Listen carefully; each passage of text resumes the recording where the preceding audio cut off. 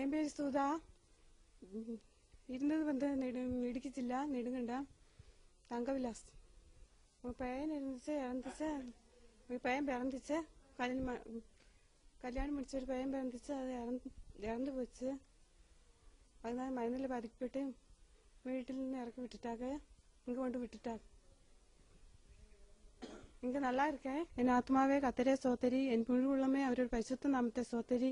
என் ஆத்மாவே கத்தரே சோத்தரி, கத்தர் செய்த சகல உபகாரங்களையும் மறவாதே. ஆமே. சங்கீதம் 103:1-2. நான் அதிசயங்களை கனம் பண்ணுவேன். மாகா 7:15. கத்தர் எனக்காக யாவையும் செய்து முடிப்பார். சங்கீதம் 138:8. ഞാൻ യേശു ഒന്നെ വിട്ട് വിളകുതുമില്ല, ഒന്നെ കൈവിടുതുമില്ലേ. യോസഫ 1:5. ആദിയിലെ ദേവൻ വാനത്തെയും ഭൂമിയെ സൃഷ്ടിച്ച. ആദിയാമ 1:1. യേசு என்றென்றைக்கும் கைவிட மாட்டார். புலம்பால் 3:31. கத்தர் என் மெப்பராயிருக்கிறார், ഞാൻ தாட்சி அடையும். சங்கீதம் 23:1. பாவிகளை ரசிக்க கிறிஸ்து இயேசு உலகத்தில் வந்தார். 1:15. நீ திங்கை காணாதிருப்பாய். சொப்பனியா 3:15. துன்மார்க்கனுக்கு சமாதானமில்லை. ஏசாயா 48:22. நீ நீர்ப்பாய்ச்சலான தோட்டத்தை போலவும் வറ്റാத நீரிட்டு போல இருப்பாய். ஏசாயா 58:11. ஜீவ அப்பன் ஞானே. யோவான் 6:48.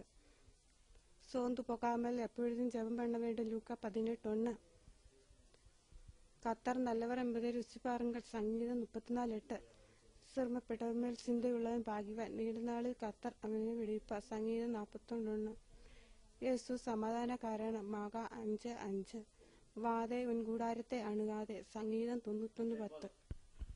கர்த்தருடைய பரிசுத்த நாமம் மகிமைப்படுவதாக. இந்த சகோதரனுடைய சாட்சியை கேட்டீங்க. பட் அதுக்கு சில சம்பவங்கள் ஞாபகம் இல்லாதனால அதுக்கு ஞாபகம் வந்த அந்த சம்பவத்தை மாத்திரம் சொல்லுது. இது வந்து இடுக்கி டிஸ்ட்ரிக்டில் உள்ள ஒரு சகோதரி.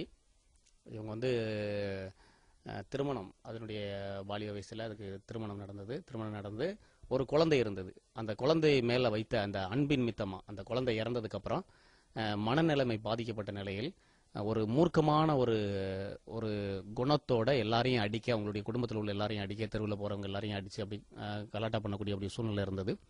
அப்போ இவங்க எவ்வளவோ சமாளித்து அவங்களுடைய குடும்பத்தில் இது பண்ணி பார்க்கும்போது பராமரிக்க முடியலை. இந்த சகோதரியை வச்சு நம்ம பராமரிக்கவே முடியாது, எல்லாரையும் அடிக்கக்கூடிய ஒரு நிலைமைகள் இருக்குது. அப்படிங்கும்போது அவங்க இனி இந்த பொண்ணு வேண்டாம் அப்படிங்கிற ஒரு சூழ்நிலை அவங்களுக்கு உருவாயிருக்குது.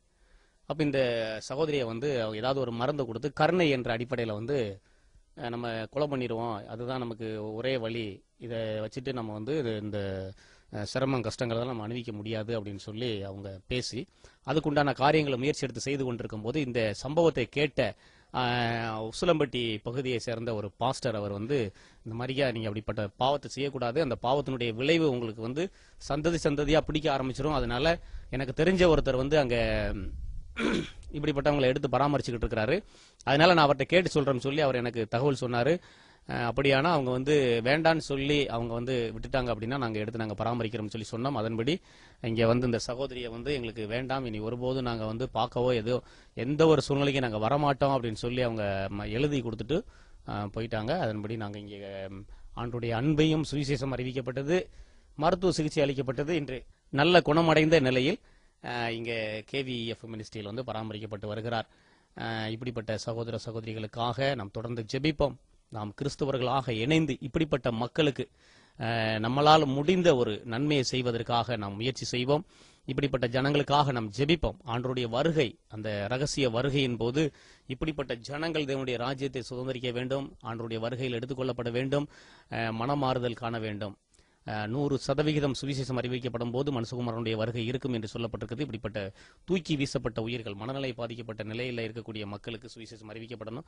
தொடர்ந்து அதுக்காக ஜெபம் பண்ணிக்கோங்க. கர்த்தர் நல்லவராக இருந்த நம்முடைய வாழ்க்கையில நாம் செய்கிற ஊழியங்களையும் நம்ம எடுக்கிற முயற்சிகளிலும் நாம் கூட இருந்து நம்மளை நிறைவாக ஆசீர்வதிப்பாராக. God bless you.